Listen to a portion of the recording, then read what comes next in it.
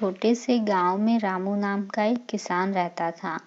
रामू सीधा साधा और मेहनती इंसान था।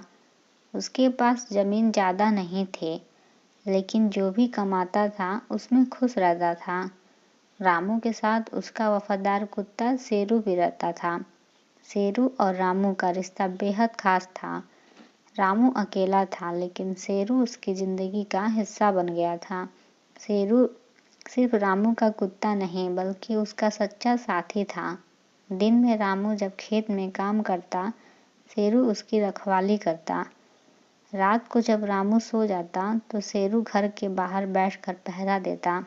उसकी वफादारी गांव में मशहूर थी। लोग कहते थे कि शेरू अपने मालिक के लिए जान भी दे सकता है। एक रात जब रामू गहरी नींद में था, तभी कुछ चोर उसके घर में घुसने की कोशिश करने लगे।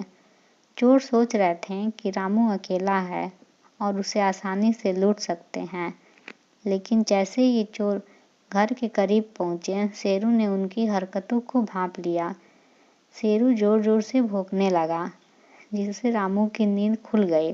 चोर डर गए और भागने की कोशिश करने लगे। शेरू ने उनका पीछा किया और उनमें से एक को पकड़ लिया। उसकी आवाज़ सुनकर गांव के लोग भी इकट्ठा हो गए। चोर पकड़े गए और रामू का सामान सुरक्षित रहा।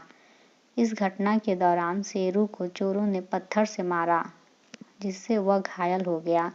रामू ने उसे गोद में उठाया और गांव के वैद्य के पास ले गया। रामू ने उसकी देखभाल में कोई कमी नहीं छोड़ी। वह दिन रात शेरू के पास बैठा रहता और उससे आराम दिलाने की कोशिश करता। कुछ ही दिनों में शेरू ठीक हो गया। रामू ने गांव वालों से कहा, शेरू सिर्फ एक कुत्ता नहीं, बल्कि मेरा परिवार है।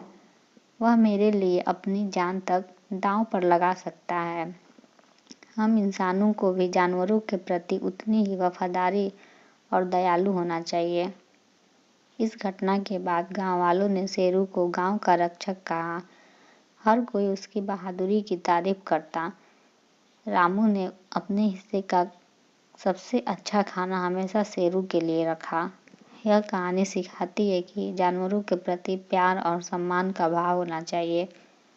उनकी वफादारी और प्रेम बिना शर्त होता है और हमें इसे समझने और उसकी कद्र करने की ज़रूरत है।